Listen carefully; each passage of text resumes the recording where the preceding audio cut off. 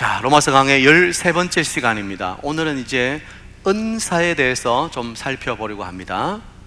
이 고린도 교회는 많은 은사를 받은 교회였어요. 그런데 하나님이 주신 아름다운 선물인 이 은사를 오용하고 말았어요. 남용하고 말았어요. 그 말은 내가 받은 은사가 더 크다, 내게 더 좋은 것이다, 내가 더 신령하다, 그렇게 하면서 하나님이 주신 선물인 이 은사를 서로 비교거리로 삼았던 거예요. 그러다 보니 교회 안에 은사는 통성했지만 그 은사 때문에 분란이 일어나는 거예요. 교회에 문제가 생기는 거예요. 그래서 고린도 교회에 이 은사 때문에 일어나는 어려움 때문에 바울은 오늘 12장에서 하나님께서 주시는 은사가 무엇이고 또 그 은사는 교회에 어떻게 쓰여져야 되는지 그것에 대해서 우리에게 교훈해 주고 있다는 것입니다. 오늘날 교회에 굉장히 필요한 말씀이에요. 그래서 이 말씀을 좀 주의 깊게 듣는 것이 필요합니다. 자, 여러분, 은사라는 게 뭐예요? 한번 대답을 해보세요. 은사가 뭐죠? 자, 그러면 은혜는 뭡니까? 뭔가 알긴 알겠는데 정확하게 표현하기가 좀 어렵죠? 먼저 은혜를 이야기하는 게 더 쉬울 것 같아요. 은혜는 하나님께서 거저 주시는 선물이죠. 하나님께서 영적으로 주시는 모든 선물을 통칭하는 거예요. 이 보편적인 하나님의 선물에 대해서 이야기할 때 우리는 은혜라고 말하고, 특별히 이것은 구원적인 것과 관계가 되는 거예요. 죄로 말미암아 은혜 받을 수 없는 우리에게 하나님이 거저 주시는 선물, 이것을 우리가 보통 은혜라고 하죠. 그러면 은사는 은혜 받은 사람에게 하나님께서 하나님의 일을 하라고 주시는 특별한 사역적인 선물이라. 쉽게 말하면 은혜는 우리 모두에게 주시는 하나님의 구원의 선물이라면, 은사는 은혜를 받은 사람이 하나님의 일을 할 수 있도록 부어주시는 특별한 능력이다, 그렇게 정의하면 쉬울 것 같아요. 그래서 이 은사는 헬라어로 카리스라고 하고, 은혜는 카리스라고 하고, 은사는 카리스마라고 합니다. 조금 구분하는 게 필요하겠죠. 그러면 은혜는 구원의 선물, 값없이 주시는 하나님의 구원적인 선물이라면, 은사는 특별하게 주시니까 어떤 사람은 은사를 받을 수도 있고 안 받을 수도 있고, 그렇죠? 그런데 하나님은 모든 사람에게 은사를 주십니다. 은혜 받은 모든 구원받은 성도에게 하나님은 다 은사를 주십니다. 그런데 나는 내가 받은 은사가 뭔지를 잘 모를 때가 있어요. 그러나 분명한 것은 하나님은 모든 사람에게 은사를 주신다는 거예요. 구원받은 모든 사람은 하나님을 위해서 일할 수 있는 사역적인 능력이 있다는 거예요. 나는 능력이 없어서, 나는 받은 달란트가 없어서 저는 아무것도 할 수 없어요, 그것은 변명이에요. 하나님은 모든 사람에게, 구원받은 모든 사람에게 은사를 주신다. 우리가 이것을 기억해야 돼요. 자, 그런데 이제 오늘 좀 은사에 집중해 볼 텐데, 이 은사에 대해서 여러 가지 견해들이 있어요.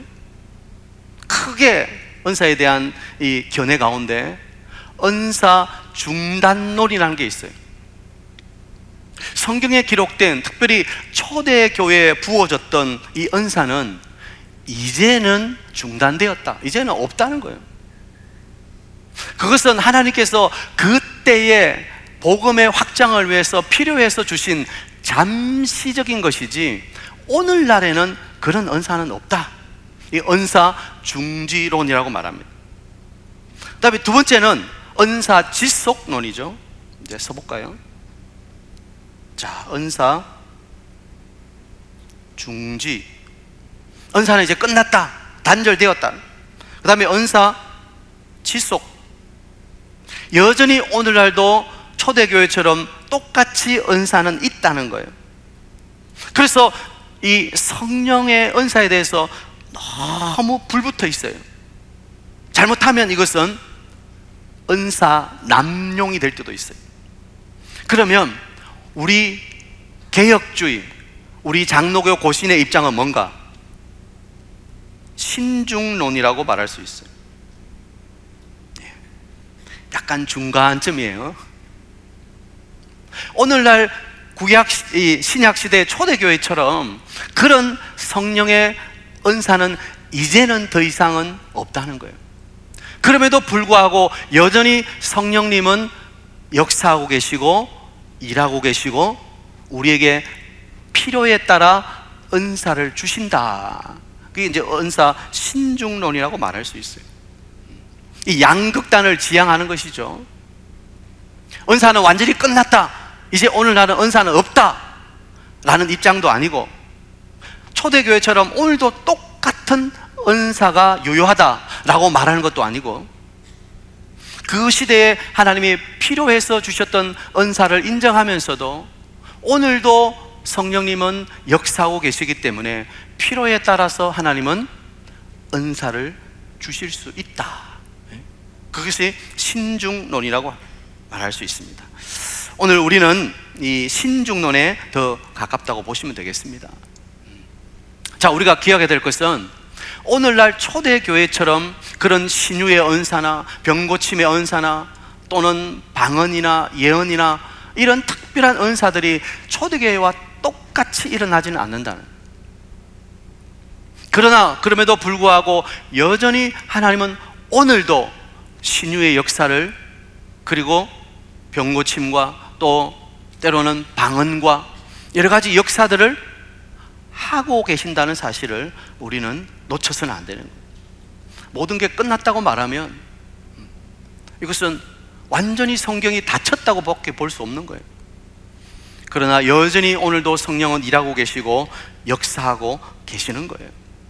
자, 오늘 우리 성도들 가운데 여러 가지 은사를 많이 이야기합니다. 그죠? 특별히 무슨 은사를 많이 이야기합니까? 방언의 은사를 많이 이야기합니다. 예를 들면 어떤 분들은 지금 하는 방언은 다 그거는 하나님이 주신 방언이 아니라 그거는 이상한 방언이다, 지금 방언의 은사는 이제 없다, 그렇게 이야기하는 분이 있어요. 그러나 또 한편으로는 여전히 방언은 하나님이 주시는 것이고, 봐라, 방언하는 분들이 많다, 하나님이 성령이 주시는 것이 맞다, 그렇게 주장하는 분들이 있죠. 우리는 이 방언에 대해서 굉장히 신중해야 됩니다. 먼저 알아야 될 것은 오늘날도 성령은 우리 입에서 기도할 때 방언의 은사를 주십니다. 우리 이것을 믿어야 돼요. 내가 방언을 하지 않는다고 방언의 은사는 끝났다, 그렇게 말할 수는 없어요. 그럼에도 불구하고 신중론의 그 관점에서 볼 때 과연 성령이 주시는 방언이 있는가 하면 성령이 아닌 악한 영이 주는 방언도 있다는 것을 알아야 돼요.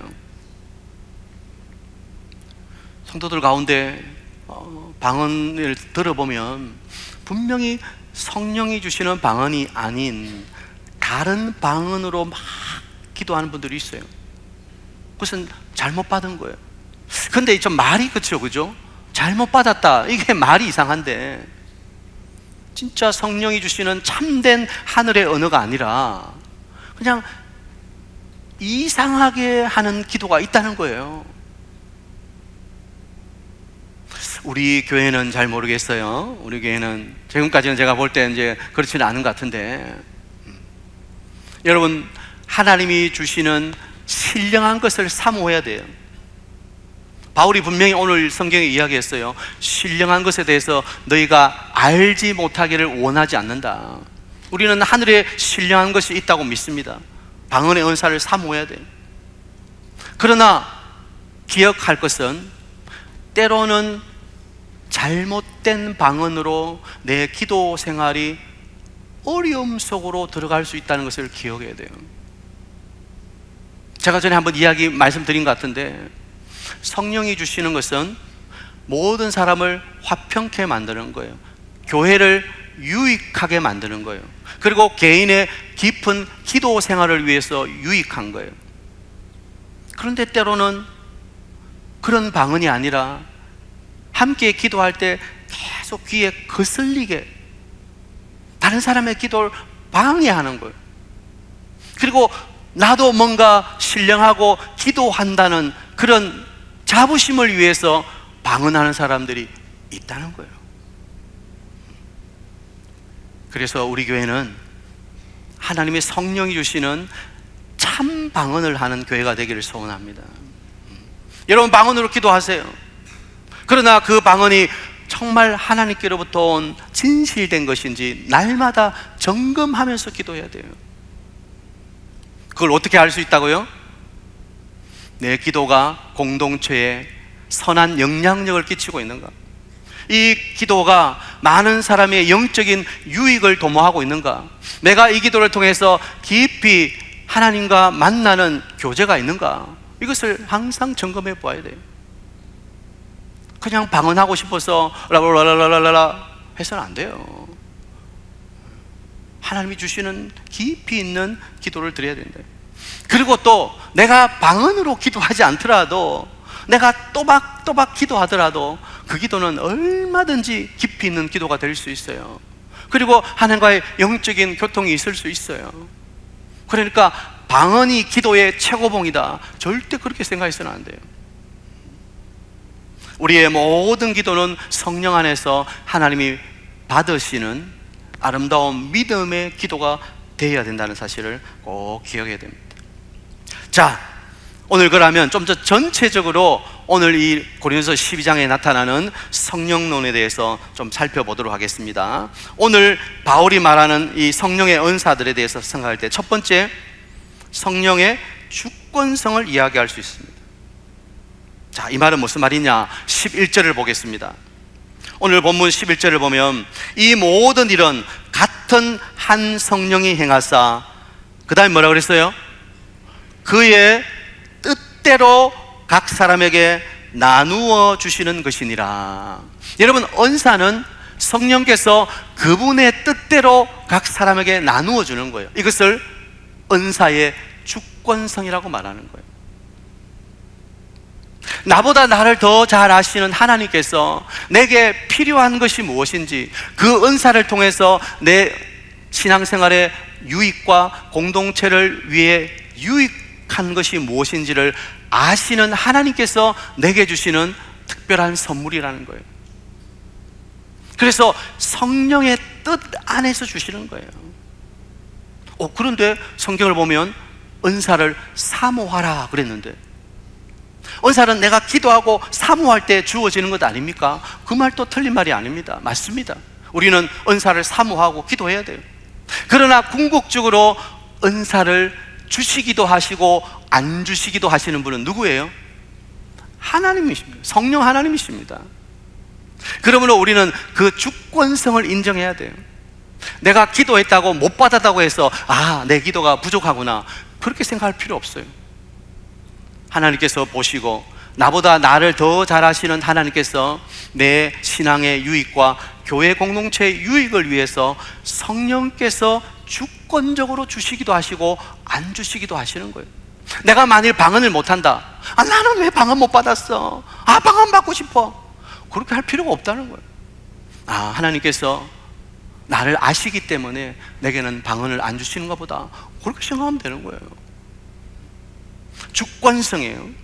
성령께서 주권적인 뜻을 가지고 내게 주시는 선물이다. 자, 두 번째, 성령의 은사를 생각할 때는 다양성이에요. 우리 성령께서 우리에게 은사를 주시는데 각자에게 다양한 은사를 주시는 거예요. 오늘 성경을 보세요. 오늘 보면 어떤 사람에게는 지혜, 또 지식, 그리고 병 고치는 은사, 예언함, 영들 분별함, 각종 방언 말함, 방언 통역함. 같은 성령께서 각양 다양한 방언들을 은사들을 우리에게 허락해 주신다는 거예요. 여러분, 은사는 다양합니다. 모두가 다 똑같은 게 아니에요. 각자가 다양하기 때문에 그 다양함을 통해서 서로를 보완하고 도와주고 동력함으로 하나가 될 수 있는 축복이 우리에게 있는 거예요. 모두가 다 같은 은사면 어떡하겠어요? 예를 들어 볼게요. 저에게는 여러분이 필요해요. 여러분은 누가 필요하죠? 목사가 필요하죠. 다 목사면 어떡하겠어요? 목사는 없고 다 성도면 어떡하겠어요?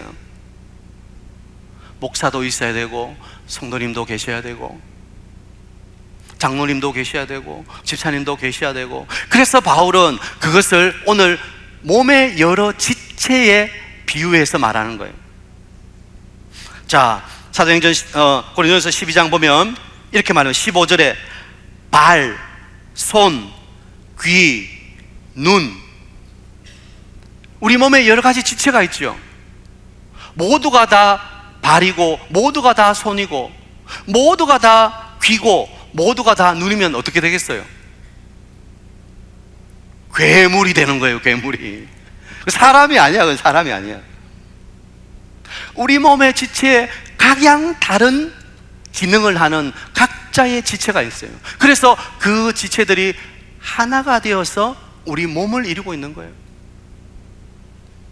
그것처럼 성령께서 주시는 은사는 다양하다는 거예요. 어떤 사람은 지혜의 말씀을, 어떤 사람은 지식의 말씀을, 또 어떤 사람은 기도의 은사를, 어떤 사람은 병 고치는 은사를, 방언함을, 통역함을. 그리고 구체적으로 우리가 말하는 대로 성령의 9가지 열매들이 나오잖아요. 그죠? 각자 다양하게 하나님은 우리에게 선물을 주시는 거예요. 모두가 찬양되고 모두가 교사하고 모두가 그러면 어떻게 되겠어요? 각자가 받은 은사가 다 다른 거예요. 그래서 각자의 자리에서 섬길 때 그것이 아름다운 하모니를 이루어서 하나가 되고 교회가 되는 거죠. 그러므로 그 은사에는 높고 낮음이 없어요. 좋고 나쁨이 없어요. 찬양대에 서는 사람은 찬양 잘하니까 너무 좋겠다, 부럽다. 나는 가르치는 교사의 은사를 가졌는데 나도 가르치는 거 별로 안 좋아, 나는 찬양대 하고 싶어. 그럴 필요가 없는 거예요. 서로 받은 은사대로 각자의 자리에서 다양성을 가지고 섬겨야 교회가 건강하고 하나 될 수 있는 거예요. 그러므로 여러분, 우리가 여기서 알아야 되는 것은 서로 각자의 받은 은사를 서로 존중하고 서로 내가 받은 은사가 귀하다고 생각하는 거예요. 그리고 그 자리에서 열심히 섬기면 되는 거예요. 이 다양성 속에서 서로 도움을 얻고 유익을 얻을 수 있도록 성령은 우리에게 은사를 주신다. 그것을 꼭 기억해야 돼요. 그래서 제가 앞에 말씀드렸습니다. 우리 모두는 다 은사를 받았다. 문제는 내가 받은 은사가 뭔지를 잘 모르는 거예요. 자꾸 그 은사를 발견할 수 있어야 돼요. 어떤 게 내가 받은 은사 같아요? 내가 그 일을 할 때 신이 나고 재미가 있어요. 기쁨이 있어요. 또 내가 하면 할수록 더 잘할 수 있어요. 그러면 하나님 주신 은사예요. 예를 들어 자꾸 찬양대를 죄송한데 찬양 썼는데 이게 악보 대가리가 이게 이 소프라노, 알토, 테너, 베이스 하는데 어디가 어딘지를 잘 모르겠다. 그건 내가 찬양에 은사가 없는 거예요. 예를 들어 또 가르치는 자리에 있는데 나는 내가 가르치고도 내가 무슨 말 하고 있는지 잘 모르겠다. 내가 요약이 안 되고 아이들에게 뭘 가르쳐야 될지 잘 모르겠다. 그러면 그 가르치는 은사가 없는 거예요. 하나님은 모두에게 은사를 주시는데 내가 가르치는 것을 잘할 수 있고 내가 함으로 그것이 기쁘고 신이 나고 또 더 하나 플러스해서 거기에 아름다운 열매가 맺힐 때 하나님이 주시는 은사예요. 그러면 재능과 은사를 어떻게 구분하죠? 재능, 은사를 어떻게 구분합니까? 비슷해 보여요. 은사도 능력이고 재능도 능력이에요. 그런데 은사는 하나님이 영적인 일을 하기 위해서, 하나님의 일, 사역을 하기 위해서 주신 거예요. 그런데 재능은 내가 타고날 수도 있고, 아니면 내가 훈련을 통해서 더 잘하게 될 수도 있어요. 그건 재능이에요. 그러니까 은사와 재능을 구분할 필요가 있습니다. 자, 아무튼 성령이 주시는 은사는 다양하다. 그래서 어느 게 좋고 나쁜 게 없어요. 우리 모두는 서로의 다양성을 인정하고 서로의 받은 은사를 존중해 줄 줄 알아야 된다. 세 번째, 통일성이에요. 은사의 통일성. 성령께서 우리에게 은사를 주시는 목적이 뭐겠어요? 하나의 목적이에요. 그것은 교회를 유익하게 하기 위해서요. 또는 성도를 유익하게 하기 위해서요. 오늘 성경을 보면 이렇게 말했어요. 7절, 각 사람에게 성령을 나타내면, 그 다음에 뭐라 그랬어요? 유익하게 하려 하심이라. 성령이 왜 우리에게 은사를 주시겠어요? 유익을 위해서, 유익을 위해서. 그것은 개인의 신앙의 성숙과 교회의 하나됨을 위해서예요. 여러분, 은사를 나의 자랑거리로 삼아서 내가 다른 사람보다 더 우월하다고 생각해서는 안 돼요.